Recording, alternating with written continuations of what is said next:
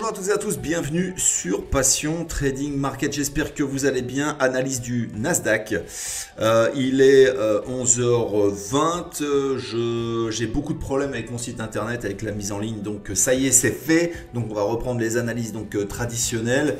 L'idée de cette analyse, c'est de vous expliquer pourquoi je ne crois pas à cette hausse qui n'est peut-être pas forcément une hausse long terme, donc il faut vraiment s'en méfier. C'est un peu comme ça sur toutes les places, hein. Ah tiens, je vais mettre la petite webcam, elle est là. Voilà, c'est un peu comme ça sur toutes les places, mais pour le moment le fait est qu'on attend encore des chiffres.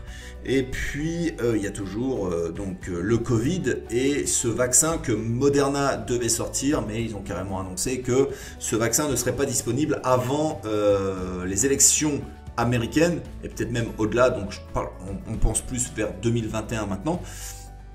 Maintenant on est sur le Nasdaq. Alors je ne fais pas mes analyses avec ProRealTime. Je vais arrêter avec eux et puis je vais arrêter aussi avec Interactive Broker. Je vais passer chez un autre broker. J'utilise leurs outils déjà depuis longtemps, donc maintenant je vais carrément passer chez eux. Et puis voilà, pour des raisons qui me sont propres, je ferai une vidéo par rapport à cela et surtout par rapport aux méthodes de clôture de position. Je vais vous expliquer ce qu'il faut faire et ce qu'il ne faut pas faire. Ça peut vous intéresser. Je vais faire ça cet après-midi d'ailleurs, ou demain, on verra, si selon le temps. Je posterai cette vidéo donc sur le site internet, dans le registre blog. Donc vous pourrez aller voir cette vidéo et puis ce sera sur YouTube évidemment. Donc rebond, oui, des places. Pourquoi je n'y crois pas? C'est parti. Donc on va regarder déjà le calendrier économique, on va voir un peu ce qui se passe. Le calendrier, il est là. Alors, qu'est-ce qu'on a aujourd'hui? Je vais mettre un filtre. Attendez, hop. Le filtre, il est là. On va descendre. On va mettre les plus importantes. Hop. Voilà ce qu'on a aujourd'hui. Donc, dans 33 minutes, on a le sommet des dirigeants de l'Union européenne. Donc, ça risque aussi peut-être de bouger. On verra bien ce qui va en sortir. À 14h30, on a les inscriptions hebdomadaires au chômage, évidemment. Donc, pas de précipitation. Attendez même l'ouverture de Wall Street pour justement vous positionner. On a le temps de se positionner. Et puis à 4 heures, on aura les PMI manufacturiers. Donc voilà, il y a des belles annonces, hein. On voit les chiffres européens ce matin avec le PMI manufacturier allemand qui est sorti en baisse, mais bon, pas grand-chose. Donc voilà, pas de quoi inquiéter pour le moment. L'inquiétude, c'est toujours les cas de Covid. Alors, je ne crois pas à cette hausse. Pourquoi? Parce qu'on est déjà sous résistance, donc on est déjà sur des niveaux importants. Donc on voit bien une tasse avec anse ici, avec une ligne de coup qu'on va avoir du mal à franchir de toute façon. Maintenant, moi, ce que j'attends maintenant sur ces niveaux de prix-là, quand je vois qu'on a une ligne de coup, je préfère attendre, plutôt que de prendre des risques sur ces niveaux de prix. Attendre le retour des vendeurs sur les acheteurs, parce que pour le moment, il y a quand même pas mal de lots d'écart entre les acheteurs et les vendeurs. Et puis, voilà, il y a des volumes intéressants, hein. Donc, les deltas sont toujours positifs, ça progresse, sauf qu'on est déjà sous résistance. Donc moi, acheter, pardon si ça fait du bruit, acheter ce prix-là, ça ne m'intéresse pas beaucoup. Je vais plutôt attendre et on voit bien qu'il y a une grosse bataille qui est déjà en train de s'organiser entre les acheteurs et les vendeurs. Mais je le répète, hein, les acheteurs ont la main. Donc on n'anticipe rien en trading. Si vous anticipez, vous perdez. C'est une règle. Vous anticipez, vous perdez. Ça sert à rien d'anticiper en trading. Attendez des confirmations. Les confirmations, il vous faut des outils pour ça. Et les outils, moi je les paye. Hein. Donc si vous avez une plateforme gratuite, bon courage à vous. Vous n'aurez pas les mêmes outils que moi pour avoir des confirmations.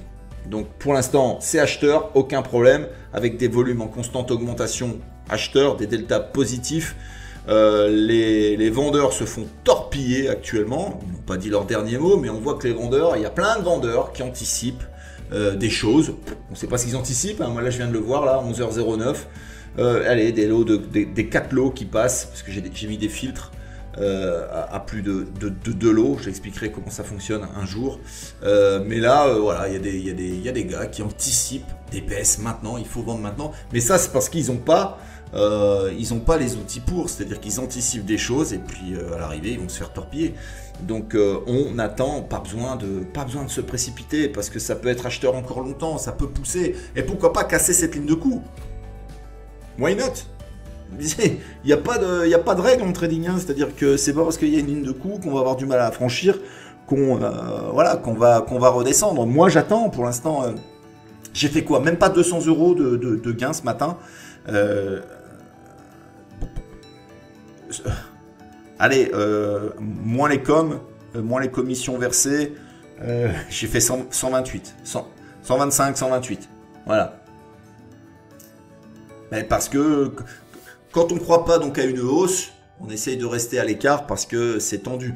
Moi j'ai acheté tout petit, à chaque fois, vous voyez, en fait j'ai acheté ces niveaux.